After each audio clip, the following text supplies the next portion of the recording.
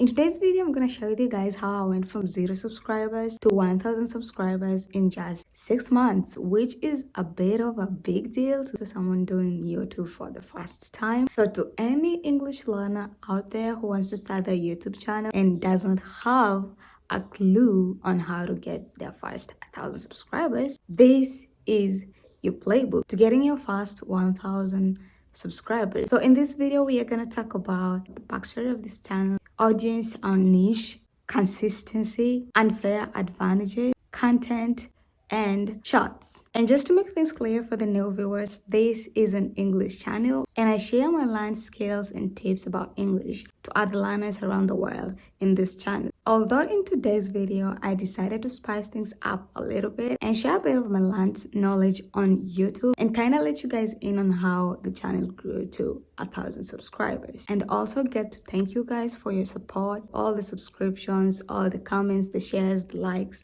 Thank you, thank you, thank you. I really do appreciate. So ladies and gentlemen, without further ado, let's get the video. So as an English learner, I've always had this passion for English and I love to share learned knowledge, and that is what really ignited me to start this YouTube channel, leading us to the second chapter, audience or niche. I'm pretty certain that knowing my audience or knowing my niche to be other learners around the world made it much easier to reach 1000 subscribers. As a YouTube beginner, it's really important to come up with the audience you are going to serve with your information, or should I say pick a niche. Someone said creating content to serve everybody is like creating content to serve nobody. If you're just a beginner YouTuber and every time you upload a video it's about every other thing, it's gonna be really hard to reach a particular audience out there. Say for instance you subscribe to this channel because you want to learn English, and every other time I post a YouTube video it's about cooking, it's about gaming, or it's about something totally not related to this channel or to the content that you subscribed to in the previous video. Not having a specific niche is gonna make it even harder to form a loyal YouTube community. It's not bad to try uploading a couple of videos in YouTube that you are passionate about to find out what the audience really cares about. Once you do, continue uploading in the same niche. And remember, it doesn't matter how fast you're moving if you're moving in the wrong direction. Ensure it's a niche that you're really passionate about and that you can really get into it for almost 10 years. Are you passionate enough to be talking about the same topic after 10 years? That is what should be driving you to choosing a niche for your channel. Let's move to the third chapter, which is consistency. There's this line I read in this book, The YouTube Formula by Daryl Eve. So Daryl says in his book that in order to grow in YouTube, you've got to try, fail, analyze, and adjust. Talk about being a YouTube student. So you probably heard other YouTubers say that in YouTube, consistency is key. Very true. But I love to add that just staying consistent and uploading to a schedule is not enough, because if you keep doing the same thing you always keep getting the same results. So instead of just consistently uploading, analyze the performance of your previous videos. Where did they go wrong? Did they perform? Did they underperform? And adjust. Ensure you improve a video by 1% every time you upload a video. Something I also read in the YouTube formula is your first 10 videos are not going to perform well. Your 10 next videos are not going to perform well either. But the more you keep analyzing and adjusting, the more you keep growing on YouTube. Stay committed to uploading, learning, analyzing, and adjusting. Be a YouTube student. Let's get to the next chapter, which is unfair advantages. As a YouTube beginner, it's really important that you learn how to use your unfair advantages. So what is your unfair advantage? An unfair advantage can be described as a skill you have that is your unique talent. An unfair advantage can also be described as something you have that cannot be easily copied or bought by your competitors. For instance, I can say that my unfair advantage is that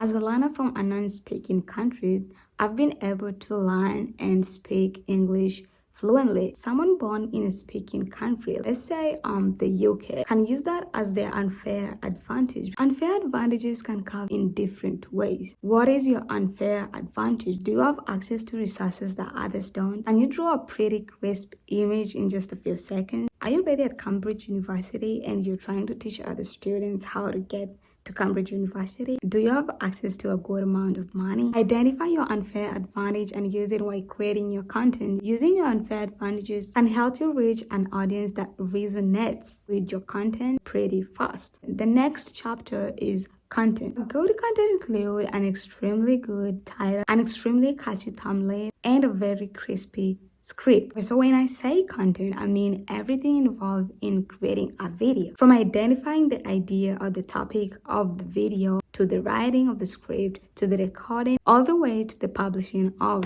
the video. Having good content starts from having a good idea, or should I say a good idea. So as a YouTube beginner, how do you get that good video idea? As a small YouTuber, most of my video ideas come from other ideas that I've already worked from creators in the similar niche. I'd advise you to do the same. Check out video ideas that have worked from creators in the same niche that you are in and create your own version of it. That is a really good strategy to use as a small YouTuber or as a beginner YouTuber. Derive your video ideas from other creators. The next step on how you can get a good video idea, on how you can identify if your video idea is actually a good one, is using the SEO. Go to the YouTube search bar and search your YouTube idea. Is it already something that people are searching for? Is the demand high and the supply less? If it's a searchable idea or a searchable topic, then you can go ahead and write the script to the idea. It's really obvious to start by creating how-to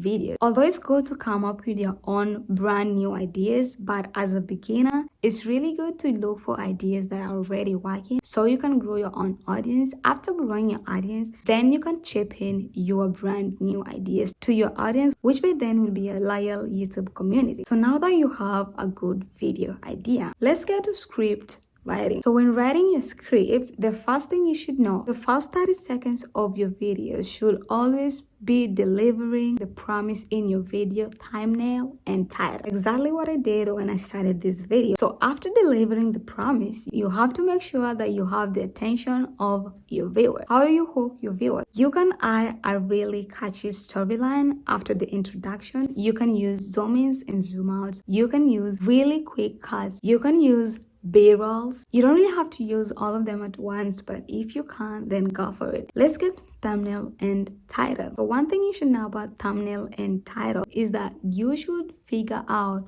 what your thumbnail is gonna be even before you start writing the script to your video. One of the things I've learned about thumbnails is that thumbnails should consist of these three elements: contrasting colors, an object, and a text. A thumbnail should be simple and easy to digest. A thumbnail should start a story that is being finished by the video. Your title should spark curiosity, regret, desire. An example of a title that sparks curiosity is How I Got to Cambridge University. As a viewer, I already want to know how you got to Cambridge University. An example of title that sparks regret is I will never buy this gym equipment again. I wish I knew these 10 things earlier before I started YouTube. So just remember that you have to get the viewer to click and watch your video. The last chapter is about shorts. Uploading shorts is a really good way to get yourself out there. I've heard other YouTubers say that shorts can slow down the performance of your main videos. I'm not really sure about that, but to my channel, shorts have really